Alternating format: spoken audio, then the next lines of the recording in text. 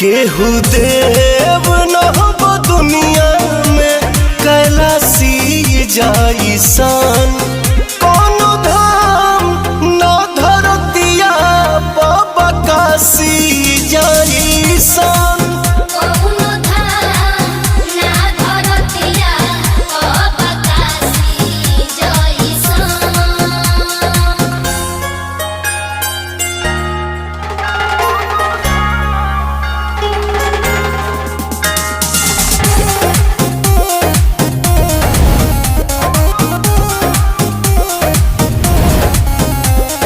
स्वर्ण से सजल विश्वनाथ जी के मंदिर सुहावन हो, 82 गो घाट बहे गंगा जी के धार जा।